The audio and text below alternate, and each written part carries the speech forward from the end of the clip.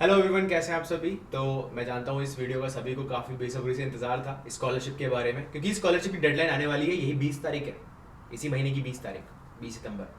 तो स्कॉलरशिप के बारे में कुछ चीज़ें बड़ी जल्दी क्लियर कर देता हूँ। उसका नाम है स्वामी विवेकानंद स्कॉलरशिप। ठीक है, ये स्कॉलरशिप राजस्थान सरकार द्वारा संचालित है, या फिर मैं कहूँ गजल लाल सरकार द्वारा। ठीक है, और इस स्कॉलरशिप में जो टोटल सीट्स हैं अराउंड 150, अभी देख लेंगे। ठीक है, क्योंकि लास्ट सबसे पहले इस स्कॉलरशिप में 500 सीट्स थी, फिर उनको घटा के 300 कर दिया गया है, अभी शायद 150 है या 200 है, अभी उसके बारे में देख लेंगे। लेकिन ये गोल्डन अपॉर्चुनिटी है उन सभी बच्चों के लिए जो कि एक मध्यम वर्गीय परिवार से हैं, मतलब मिडिल क्लास फैमिली से हैं, और विदेश जाना चाहते हैं, जिनके पास पैसे नहीं है विदेश जाने के, बट स्टिल उनके पास हुनर है, उनके पास टैलेंट है, और उनके पास एक कह सकते हैं कि एक उम्मीद है कि हाँ भाई बाहर जाना है, जिंदगी अच्छी बनानी है, तो उन लोगों के लिए एक गोल्डन अपॉर्चुनिटी है ये। तो जैसे कि स्कॉलरशिप का नाम है स्वामी विवेकानंद स्कॉलरशिप। अब ये इंटरनेट पे कैसे मिलेगी, कैसे अप्लाई करना है, वो सब धीरे धीरे करके बताते हैं। तो सबसे पहले आपको गूगल पे जाना है, गूगल पे डालना है SVS स्कॉलरशिप राजस्थान 2025। ठीक है, आपको सबसे पहले लिंक दिखेगी यहाँ पे, Swami Vivekananda scholarship for HTE Rajasthan. तो इसकी वेबसाइट भी देख सकते हैं, hte.rajasthan.gov.in डॉक इस तरीके से। ठीक है, तो जैसे आप इस पर क्लिक करोगे आपको तुरंत ये PDF फाइल ओपन होगी। ये है वो PDF फाइल। तो इस PDF फाइल को थोड़ा सा जूम कर देते हैं ताकि ये सबको दिखाई दे।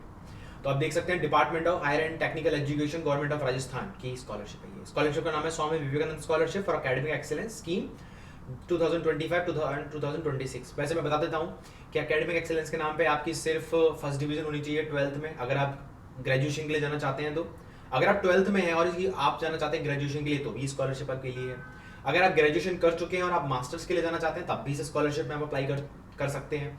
और अगर आप लोग ऑलरेडी मास्टर्स कर चुके हैं और आप PhD के लिए जाना चाहते हैं, तब भी आप इस स्कॉलरशिप में अप्लाई कर सकते हैं। तो इस स्कॉलरशिप के लिए चाहिए क्या क्या? सबसे पहले आप राजस्थान के मूलभूत निवासी होने चाहिए, आप राजस्थान के ही होने चाहिए। अगर आप राजस्थान के हो तो आप स्कॉलरशिप के लिए बहुत आराम से अप्लाई कर सकते हो, अदरवाइज ये स्कॉलरशिप आपके लिए बिल्कुल नहीं है। तो जो बाकी स्टेट के बच्चे हैं वो परेशान ना हो, उनके लिए और भी बहुत सारी स्कॉलरशिप है जो कि अभी हम लेकर आएंगे। चलो इस पर जरा वापस आते हैं। तो सबसे पहले तो जैसे कि आप देख सकते हैं, to apply for the scholarship आपको सबसे पहले जाना है किस पे, ये आपको लिंक दी हुई है कि scholarship.rajasthan.gov.in। जैसे आप इस पे क्लिक करोगे, जैसे आप इस पे क्लिक करोगे यहां पे ये खुलने लगेगा, न्यू टैब। ओके, अब जरा दोबारा से उस PDF पे आ जाते हैं। तो जब आप इस पे जाओगे तो आप देखोगे यहाँ पे ये राजस्थान राजस्थान SSO पोर्टल यहाँ पे ओपन होगा। आपको SSO पोर्टल में लॉगिन करना है। जैसे ही आप SSO पोर्टल में लॉगिन करेंगे, जैसे जिनको पता हो SSO पोर्टल क्या है, अच्छी बात है, नहीं पता तो आप अपने नज़दीकी ई मित्र पे जा सकते हैं और उनसे SSO पोर्टल पे अपना अकाउंट बनवा सकते हैं। ठीक है, जैसे आप वहां पे जाएंगे तो आपको यहाँ सर्च बार में सर्च करना है। अगर आप देखोगे तो यहाँ पे SSO पोर्टल कुछ ऐसा ओपन होगा। ठीक है, तो जैसे ही आप यहाँ पे सर्च करना स्टार्ट करोगे, क्विक सर्च में डालना है आपको स्वामी विवेकानंद स्कॉलरशिप। तो स्वामी विवेकानंद स्कॉलरशिप आप डालोगे तो ये ओपन हो जाएगा। आप देख सकते हैं इस तरीके का सिंबल दिखाई देगा आपको, इसको थोड़ा सा बड़ा कर देते हैं। ये क्विक सर्च होता है, आपको यहाँ पे डालना है स्वामी विवेकानंद स्कॉलरशिप स्कीम। तो आपको ये दिखना है, यहाँ पे स्टार्ट हो जाएगा। फिर जैसे से आप नीचे जाओगे आप इस पर क्लिक करोगे। क्लिक करने के बाद जैसे आप स्वामी विवेकानंद स्कॉलरशिप पे क्लिक करोगे आप देखोगे यहाँ पे ओपन हो जाएगा और आपकी फैमिली में जितने भी मेंबर होंगे उन सब के नाम यहाँ पे आपको दिखने लगेंगे। जैसे मान लीजिए ये यहाँ पे एग्जांपल के लिए राजस्थान गवर्नमेंट ने खुद एक PDF डाली हुई है। जैसे मान लीजिए राधिका बिहानी जी खुद भरना चाहती है, तो उनके नाम जाके क्लिक करके कंटिन्यू। जैसे वो कंटिन्यू करेंगी आप देख सकते हैं यहाँ पे OTP के थ्रू ये एक वैलिडेशन होगा। अब ऑलरेडी अब देखो, अब आपको सोचने वाली बात है कि सर ये फोटो कैसे आया अपने आप यहाँ पे। तो जैसे राजस्थान में हर जैसे जनधन अकाउंट होता है, मतलब जनधन कार्ड होता है एक, ठीक है, जो कि परिवार की महिला मुखिया के नाम पे बनाया जाता है ना, उस कार्ड का नाम ऐसी कुछ होता है जनधन। तो वहां पे ऑलरेडी आपकी परिवार की सारी डिटेल डाली हुई है कि आपका नाम क्या है, आपका फोटो, प्लस आप मेल हैं या फीमेल हैं, किस कैटेगरी से बिलोंग करते हैं, जनरल हैं, फिर उसके बाद आप फिजिकली चैलेंज हैं या नहीं है, मतलब विकलांगता की किस श्रेणी में आते हैं, हर एक चीज़ वहाँ पे ऑलरेडी डाली गई है। ठीक है, तो आप देख सकते हैं यहाँ पे जैसे ही पोर्टल ओपन होगा तो फादर्स नेम, पिता का नाम, मदर्स नेम, ये ऑलरेडी सब यहाँ पे होगा पहले से, क्योंकि राजस्थान के पोर्टल पे ऑलरेडी सारी डिटेल डाली हुई है। ठीक है, फिर आते हैं ये रूरल या अर्बन, तो यहां तक की डिटेल भरना कोई बड़ी चीज नहीं है, जैसे ये आप सभी भर लेंगे। अब यहां से आगे आती है बात कि आपका वर्तमान करंट एड्रेस आपको यहाँ पे डालना है। फिर आते हैं एप्लीकेंट बैंक डिटेल्स। आप सोचेंगे सर बैंक डिटेल्स क्यों? भाई देखो, जिस अकाउंट में, ऑब्वियस ही बात है, ठीक है ना, अब ऑब्वियस ही बात है कि आप जिस अकाउंट में आपको स्कॉलरशिप के पैसे चाहिए होंगे, क्योंकि राजस्थान सरकार आपको लिविंग एक्सपेंस भी देती है। जैसे अगर आप इवन कैटेगरी से बिलोंग करते हैं, कैटेगरीज के बारे में भी बताऊंगा मैं अभी। अगर आप इवन कैटेगरी से बिलोंग करते हैं, मतलब आपकी परिवार की पूरी वार्षिक आय 8 लाख से कम है, तो आपको मिलेगा महीने का 1 लाख। और अगर आपके परिवार की वार्षिक आय 8 लाख से 25 लाख के बीच में है, ठीक है, तो आपको मिलेगा टोटल 50,000 रुपये महीने। तो वो पैसे INR में आते हैं, मतलब इंडियन रुपीज में आते हैं, वो आपके अकाउंट में डाले जाते हैं, और फिर उसके बाद आप उनको जैसे चाहे ट्रांसफर कर सकते हो, आप जिस भी देश में रह रहे हो। फिर आते हैं डिटेल्स ऑफ लास्ट एग्जाम पास। जैसे कि आपने लास्ट, अब देखो मैंने जैसे बताया था कि अगर आप 12th पास कर चुके हैं तो आप ग्रेजुएशन के लिए जा सकते हैं। अगर आपने अपनी ग्रेजुएशन करी है किसी भी कॉलेज से, लोकल कॉलेज से, तो आप जा सकते हैं मास्टर्स के लिए। और आप मास्टर्स कर चुके हैं किसी भी लोकल कॉलेज से, तो आप PhD के लिए जा सकते हैं, मतलब PhD के लिए जा सकते हैं। और इसमें वरीयता कैसे मिलती है? जैसे मान लीजिए 3 कैंडिडेट्स हैं, एक है तो जो 12th किए हुआ है जो ग्रेजुएशन के लिए जा रहा है, एक है जिसने ग्रेजुएशन की हुई है जो मास्टर्स के लिए जा रहा है, और एक ऐसा जिसने मास्टर्स की हुई PhD के लिए जा रहा है। तो यहाँ पे जो एक तरीके से जो वरीयता मिलती है वो मिलती है उनकी डिग्री के अकॉर्डिंग, ठीक है। जैसे फर्स्ट प्रायोरिटी किसकी होगी, मतलब प्रायोरिटी पे रखा जाएगा सबसे पहले PhD वाले कैंडिडेट को, फिर आएगी मास्टर्स वाले की बारी, फिर आएगी बैचलर्स वाले की बारी। जैसे मान लीजिए सिर्फ 2 सीट बची हुई है, ठीक है, एक ग्रेजुएशन वाला है, एक मास्टर्स वाला है, एक PhD वाला कैंडिडेट है। तो PhD वाला और मास्टर्स वाले कैंडिडेट को पहले प्रायोरिटी मिलेगी कि भाई तुम्हें स्कॉलरशिप दी जाती है, तुम जाओ, ग्रेजुएशन वाला रह जाएगा, ठीक है। तो इसीलिए आप जितनी बड़ी डिग्री के लिए जा रहे हैं, चांसेस उतने हाई हैं कि आपको ये स्कॉलरशिप मिल ही जाएगी। फिर आपको यहाँ पे डालना है कि आपने लास्ट में क्या एग्जाम, 12th के एग्जाम दिए थे, UG के दिए थे, PG के दिए थे, PhD के दिए थे, ठीक है। और जो PhD कर चुके हैं वो पोस्ट डॉक के लिए भी जा सकते हैं। बाय द वे मैं बताता हूँ कि पोस्ट डॉक के लिए भी ये स्कॉलरशिप मिल सकती है आपको। फिर एग्जाम के प्रकार के, भाई किस टाइप का एग्जाम है ये, आपने किस टाइप का एग्जाम दिया है, मतलब बोर्ड का नाम, फिर परीक्षा का नाम, किस साल में आपने, मतलब किस सन में आपने पास करी है आपका एग्जाम, ठीक है, आपका प्रतिशत कितना रहा है, कितने % आपके मार्क्स रहे हैं, यूनिवर्सिटी का नाम या फिर आपके बोर्ड का नाम। और फिर यहाँ पे लास्ट में आपकी जो आपकी अंक तालिका होती है, या फिर मैं कहूँ आपकी जो मार्कशीट होती है, तो वो आपको यहाँ पे अपलोड करनी है PDF फॉर्म में। आप जैसे उसे ऐड करोगे, अब देखो मान लो कि कोई बच्चा है जो कि 12th कर चुका है और UG भी कर चुका है, तो भाई साहब उसे 12th और UG दोनों को ऐड करना है यहाँ पे, ठीक है। वरना आप सिर्फ और सिर्फ लास्ट एग्जाम, मतलब जो लास्ट एग्जाम है, जैसे मान लीजिए अगर आप जा रहे हैं मास्टर्स के लिए, तो अपना 12th और जो आपका ग्रेजुएशन है वो दोनों ऐड कर दीजिए यहाँ पे। अगर आप जा रहे हैं PhD के लिए, तो अपना 12th UG PG भाई तीनों ऐड कर दो यहाँ पे। और आपको लग रहा है कि सर यहाँ पे एक बार में एक ही एग्जाम की डिटेल डाली जा सकती है, तो आपने जो सबसे लास्ट में दिया है, सपोज अगर आप PG के लिए जा रहे हो तो ऑफकोर्स ग्रेजुएशन की डिटेल डाल दो, ग्रेजुएशन के लिए जा रहे हो अंडरग्रेड के लिए तो 12th की डिटेल डाल दीजिए। अब यहाँ से थोड़ा आगे बढ़ते हैं।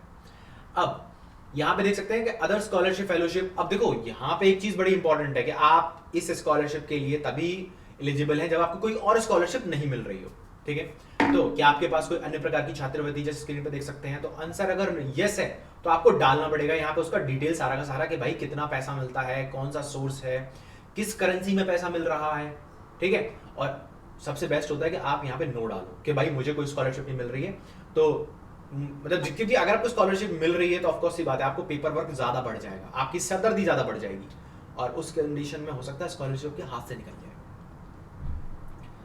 फिर आते हैं यहाँ पे, अब देखो फॉरेन इंडियन, देखो विदेशी भारतीय विश्वविद्यालय विवरण। अब सबसे जरूरी बात यह है कि अगर आप विदेश में पढ़ने के लिए जा रहे हैं तो विदेश की जो यूनिवर्सिटी है वहां से आपको एडमिशन का ऑफर लेटर भी तो आना चाहिए।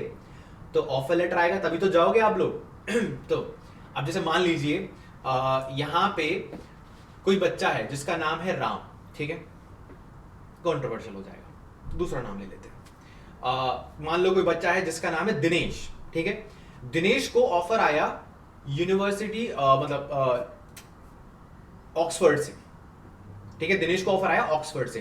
तो दिनेश इस स्कॉलरशिप के लिए तभी अप्लाई कर सकता है जब ऑक्सफोर्ड वालों ने उसको ऑफर लेटर भेजा हो कि भाई तुम आ जाओ हमारे यहाँ पढ़ लो।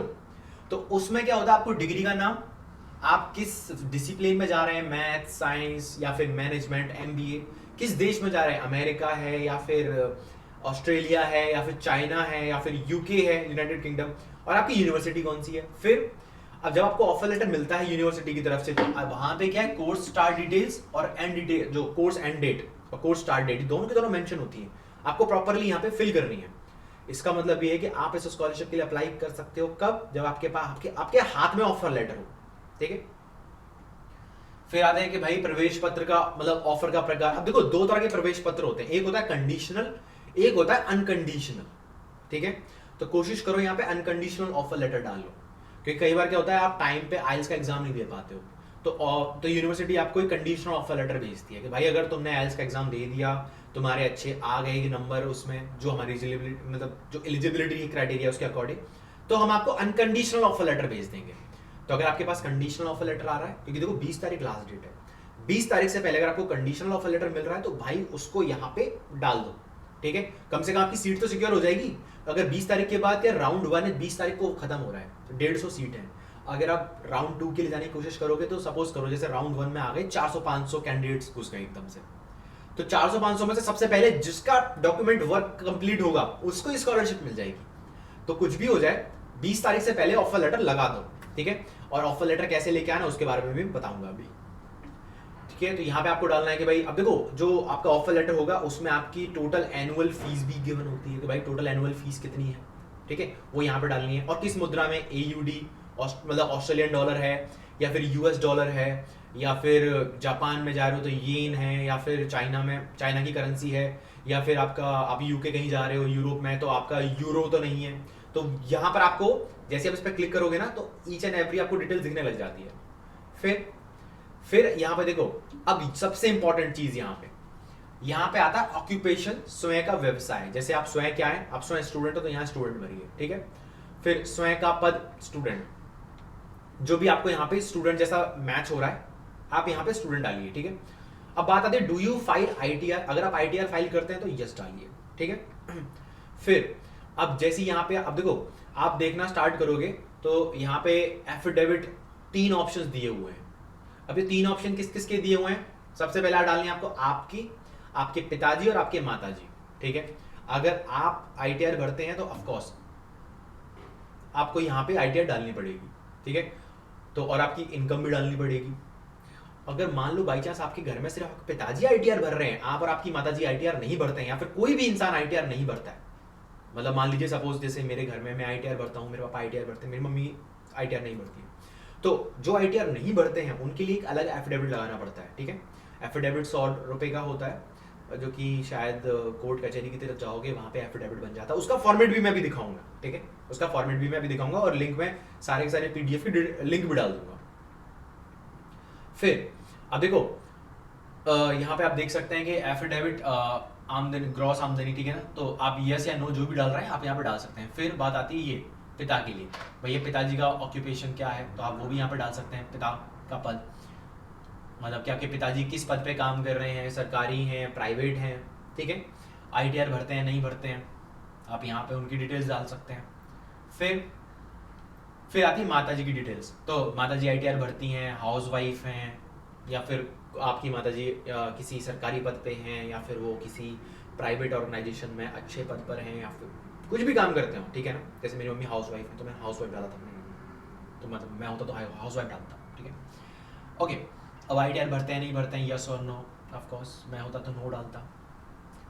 फिर यहाँ पे फैमिली, परिवार। अब देखो ऑब्वियस ही बात है, अगर जितने भी लोग ITR भरते हैं, जैसे मान लो किसी ने ITR नहीं भरता है तो कोई ITR नहीं भरता है तो उसकी फैमिली इनकम कितनी है, 0 उस पर्टिकुलर इंसान की।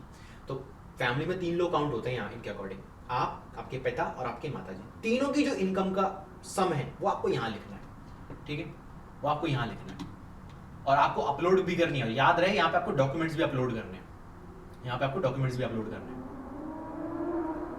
फिर आते हैं देखो अब मूल निवास प्रमाण पत्र। आपका राजस्थान का एक मूल निवास प्रमाण पत्र होता है, आप ई-मित्र के पास जाएंगे वो आपको बता देगा, ठीक है। फिर आपका जो ऑफर लेटर जो आपको यूनिवर्सिटी से मिला हुआ है वो यहाँ पे आपको अपलोड करना है। फिर आती है विश्वविद्यालय या जारी किया दस्तावेज, मतलब शुल्क वितरण पत्र, मतलब जहाँ पे फीस मेंशन होती है वो ऑफर लेटर के अंदर ही होती है, तो ऑफर लेटर दोबारा मेंशन यहाँ पे अपलोड कर दो। फिर आता है शपथ पत्र अपलोड करें, तो उसका देखो फॉर्मेट यहाँ पे है, आप फॉर्मेट पर क्लिक करोगे तो आपका शपथ पत्र खुल जाएगा। जब आप एक्चुअल पोर्टल पे जाओगे ना, तो वहां पे आप इस पर क्लिक करोगे तो एक न्यू टैब के अंदर खुल जाएगा शपथ पत्र। फिर बात आती है कि संशोधित ITR दाखिल ना करने का अपलोड पत्र। देखो कुछ लोग क्या करते हैं, कुछ लोग क्योंकि 8 लाख के अंदर अगर आप आते हैं तो ऑफकोर्स सी बात है 1 लाख रुपए महीने का आपको मिलता है स्टाइपेंड राजस्थान गवर्नमेंट की तरफ से। तो कुछ लोगों के परिवार की जो इनकम होती है ना वो 8 लाख से 10-20 हजार ऊपर निकल जाती है। तो वो लोग क्या करते हैं, वो ITR को एक तरीके से रिवाइज करवा देते हैं। वो कहते हैं कि नहीं भाई हम रिवाइज करवा रहे हैं, हमें उस साल में कम फायदा मिला था, मतलब हमें कम प्राप्ति हुई थी पैसे की, या फिर मैं कहूं आमदनी कम हुई थी। तो उस केस में क्या 8 लाख से नीचे आ जाते हैं आप लोग, ठीक है। तो इसलिए रिवाइज्ड ITR यहाँ पे लगा, इस फॉर्मेट पे क्लिक करोगे उसमें लिखा होता है कि आपने रिवाइज्ड ITR नहीं लगाई है, ठीक है। और याद रखना जब भी किसी एफिडेविट पे कुछ चीज लिखते हो ना तो बड़ा ध्यान रखो, क्योंकि कुछ भी गलत लिख देते हो तो वो एक तरीके से क्राइम हो जाता है। उस टाइम पे आप क्रिमिनल काउंट होते हो अगर आप एफिडेविट पे कुछ भी गलत सलत लिख के और उसको किसी एक ऐसी जगह पे दे दो जो कि एक सरकारी कार्यालय है, उनके पास पूरा अधिकार होता है आपको जेल भेजने का उस मोमेंट पे। तो इसलिए ध्यान रखना एफिडेविट पे जो भी लिखो सोच समझ के। फिर अपलोड द अदर डॉक्यूमेंट्स, मतलब सेल्फ, तो यहाँ पे इस पे क्लिक करोगे फॉर्मेट पे, ये एक होता है self declaration for the name discrepancy. Suppose करो कि अब यहाँ पे आप किसी के पिताजी का नाम, जैसे मान लो किसी के पिताजी का नाम है अखिलेश सिंह चौहान, ठीक है, एग्जाम्पल के लिए ले रहा हूँ। अब उनके कुछ डॉक्यूमेंट्स में नाम है अखिलेश सिंह चौहान और कुछ डॉक्यूमेंट्स में नाम है अखिलेश चौहान, तो ऑफकोर्स ही बात है दोनों नाम अलग अलग हो गए ना। तो अगर ऐसा कहीं भी हो रहा है आपके पिता या आपके माता के नाम में या फिर आपके नाम में, तो आप यहाँ पे क्या करो, ये फॉर्मेट है जो self declaration for the name discrepancy. तो आप इस पे फॉर्मेट पे प्रॉपरली लिख के, मतलब उसमें लिखा रहता है कि भाई आधार कार्ड में क्या है, जनधन वाले कार्ड में क्या है, तो वहां पे प्रॉपरली मेंशन करो। मैं और भी क्लियर वीडियो बनाऊंगा, डोंट वरी, एक एक डॉक्यूमेंट्स के बारे में, लेकिन अभी तो प्रॉपर आपको एक आइडिया दे रहा हूं मैं। और फिर जैसे ये सब कुछ हो जाए, दोनों पे क्लिक करके आप सेव ड्राफ्ट करके सबमिट कर दो, ठीक है। तो अब आप सोच रहे होगे सर इसमें सबसे इंपॉर्टेंट पार्ट कौन सा है, तो देखो सबसे इंपॉर्टेंट पार्ट है इसमें कि आपके पास सबसे पहले एफिडेविट होने चाहिए। हाँ देखो यहाँ पे एक चीज आपको बताना भूल गया मैं, कि जो आपको ITR लगानी है ना वो पिछले 3 सालों की लगानी है। जैसे सपोज करो ये आपको लगानी है 2023-24, 22-23 और 21-22। अब आपको लगेगा सर ये कैसे, ये फाइनल, देखो FY का मतलब फाइनेंशियल ईयर 2021-22। आप अपने CA के पास जाओगे, वो आपको बता देंगे इसका मतलब क्या है, एग्जैक्टली कौन सी ITR है। और जब आप ITR लगाते हो ना तो ITR में 3 चीजें होती हैं, ठीक है। एक होती है कंप्यूटेशनल कॉपी, जैसे कि मैं बता देता हूं आपको, 3 होती हैं यहाँ पे चीजें, क्योंकि लास्ट टाइम मुझे हल्का हल्का याद है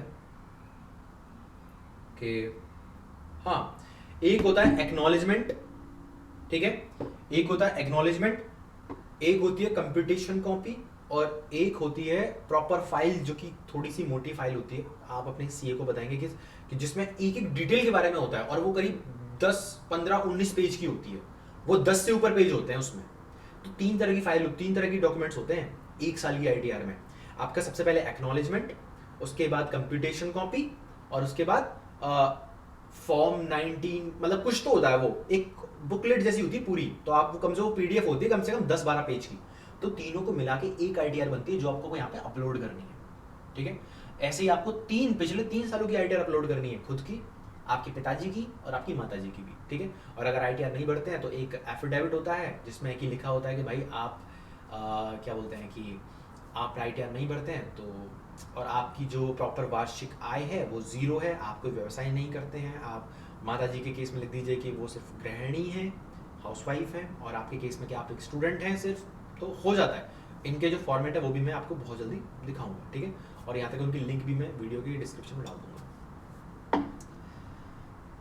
तो ये था फॉर्म भरने का तरीका। तो इस फॉर्म के लिए सबसे इंपॉर्टेंट चीज़ है, अब देखो जब आप फॉर्म भर दोगे ना तो आपके डैशबोर्ड पे आपको ऐसे दिखने लग जाएगा, ये यहाँ पे application not submitted pending.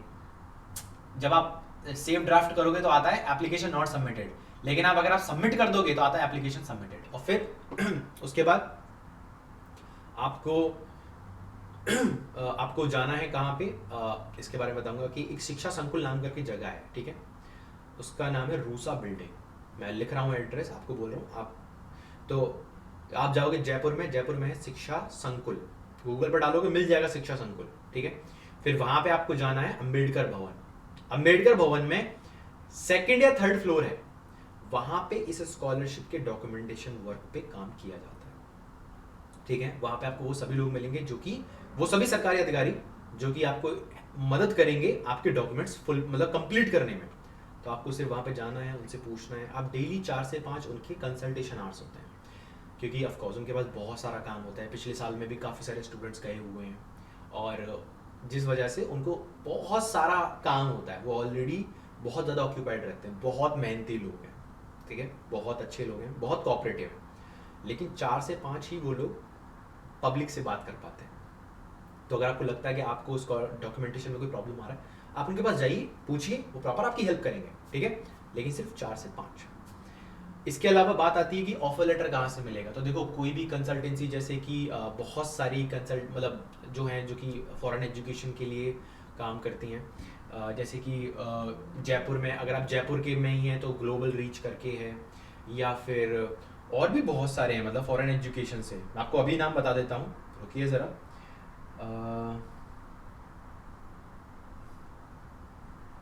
Foreign education consultant, एक foreign education consultation in India. तो बहुत सारे हैं। हाँ, आईडीपी हो गया, केसी ओवरसीज हो गया। तो जो सबसे बेस्ट है इसमें, मैं 2 ही बताऊंगा। अगर आप जयपुर से हैं तो ग्लोबल रीच या फिर आईडीपी, ठीक है। बाकी लोगों से मेरी कोई दुश्मनी नहीं है, लेकिन मेरे मैक्सिमम जो दोस्त हैं वो इन दोनों से ही आए, आईडीपी और ग्लोबल रीच। अगर आप जयपुर से हैं तो आपको पता होगा गौरव टावर नाम की एक जगह है, वहाँ पे छोटा सा मार्केट है मेन जयपुर में। मेन जयपुर में तो नहीं कहूँगा, जयपुर के थोड़ा आउटर में, जहाँ पे कोई मॉल बना हुआ है, जयपुर का बड़ा फेमस मॉल, मुझे उसका नाम भी याद नहीं है। तो वहाँ पे गौरव टावर करके एक जगह है, तो गौरव टावर में आपको मिल जाएगा ग्लोबल रीच। या फिर आप आईडीपी जा सकते हैं। आईडीपी बहुत रिकॉग्नाइज्ड है, वो हर एक कंट्री के लिए बेस्ट है, ठीक है। अगर आपको यूएस जाना है, यूके जाना है, देन गो फॉर आईडीपी। इन लोगों से मैंने कोई पैसा नहीं लिया, डोंट वरी। मैं सिर्फ और सिर्फ आपकी मदद करने की कोशिश कर रहा हूँ। 20 तारीख लास्ट डेट है स्कॉलरशिप की, कोशिश करो 20 तारीख से पहले पहले आपके डॉक्यूमेंट्स कंप्लीट हो जाएं। और अगर आप स्कॉलर वीडियो को आज देख रहे हैं तो आज की आज ही आईडीपी से जाओ, कंसल्ट करो, या फिर ग्लोबल रीच को उनको सारे सारे अपने डॉक्यूमेंट्स दो। कोशिश करो विद इन 7 डेज आपको कम से कम अनकंडीशनल ऑफर लेटर तो मिल ही जाए, या फिर कंडीशनल ऑफर लेटर मिले, जो भी मिले उसको सबसे पहले अपलोड करो। उनसे बोलो भाई 20 तारीख को मेरी डेडलाइन है, मुझे 20 तारीख से पहले भरना है। और जब वो लोग आपका प्रोसेस कर रहे हो सारे डॉक्यूमेंटेशन देने के बाद, तो उस मोमेंट पे आप लोग क्या करेंगे, आप लोग अपने एफिडेविट्स जितने भी बनते हैं एफिडेविट्स आप इसको ओपन करेंगे, आपको मिल जाएंगे, ठीक है। सारे सारे एफिडेविट्स बनवाओ। अगर आप आईटीआर भरते हैं तो अपने सीए से जाकर कांटेक्ट करो, सारे के सारे डॉक्यूमेंट्स कलेक्ट करो, उनको इकट्ठा करो ताकि आप अपलोड कर सको। क्योंकि आपको ज़्यादा मेहनत नहीं करनी है, आपको सिर्फ कंप्यूटर पे ऑन करना है पोर्टल। सीए जो है आपके, वो आपको प्रॉपरली आपके आईटीआर दे देंगे। अगर आप आईटीआर नहीं भरते हैं तो एफिडेविट आपको कोर्ट कचहरी में जाके मिल जाएगा, 100 रुपये का एक एफिडेविट बनता है, ठीक है। और एफिडेविट का फॉर्मेट भी आपको दे दिया जाएगा। और उसके बाद भी अगर आपको लगता है कि सर कोई डॉक्यूमेंट गलत हो गया, तो डोंट वरी। अगर आप मान लो अपने 20 तारीख से पहले सबमिट कर दिया और आपको लगता है कोई डॉक्यूमेंट गलत हो गया, तो जो गवर्नमेंट ऑफिशियल्स हैं आप पोर्टल पे एक्टिव रहिएगा, आपको प्रॉपर मेल आता है कि भाई ये डॉक्यूमेंट आपने गलत अपलोड कर दिया है, इसको सही अपलोड कर दो। बहुत ईजी है, बहुत कोऑपरेटिव है, ठीक है। अगर उनको लग रहा है कि भाई एफिडेविट में आपने कोई लाइन गलत लिख दी है, तो डोंट वरी, वो प्रॉपर फॉर्मेट के साथ भेजेंगे, भाई ये फॉर्मेट है, इस फॉर्मेट को प्रिंट कराओ एफिडेविट पे और दोबारा से अपलोड करो। तो कोशिश करो 20 तारीख से पहले पहले आप इसके लिए अप्लाई कर दीजिए।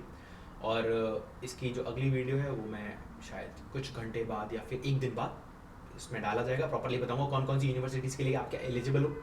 लेकिन आज ही जाओ इस और जितना जल्दी हो सके overseas scholarship, sorry overseas IDP, या फिर जो भी आपको मिले, जो कि आपको ऑफर लेटर ला के दे सकते हैं, ठीक है ना, ग्लोबल रीच, आईडीपी, उनके पास जाओ, उनसे बात करो।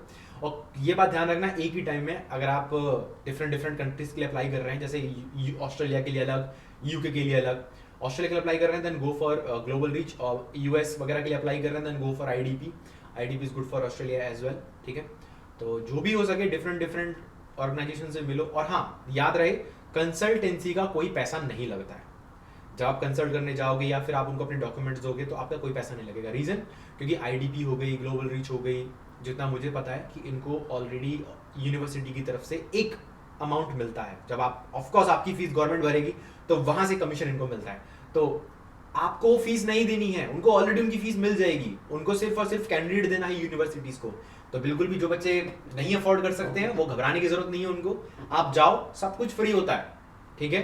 गवर्नमेंट आपको फ्री में स्कॉलरशिप दे रही है, और जो ये आईडीपी है, ग्लोबल रीच है, ये भी आपको फ्री में कंसल्टेशन प्रोवाइड करवाएंगे, फ्री में आपका ऑफर लेटर लेके आएंगे, क्योंकि इनकी फीस यूनिवर्सिटी इनको देती है एज अ कमीशन। ये मैं इसलिए बता रहा हूँ, कुछ बच्चों को पहले से घबराहट होता है कि सर पैसे तो है नहीं हमारे पास, कंसल्टेंसी के पैसे कहाँ से लेकर आएंगे। आपको टेंशन लेने की जरूरत नहीं है, ठीक है। आप सिर्फ जाइए, अपना डॉक्यूमेंटेशन कंप्लीट कीजिए, कुछ भी हो जाए 20 तारीख से पहले पहले अपने डॉक्यूमेंट्स कंप्लीट कीजिए।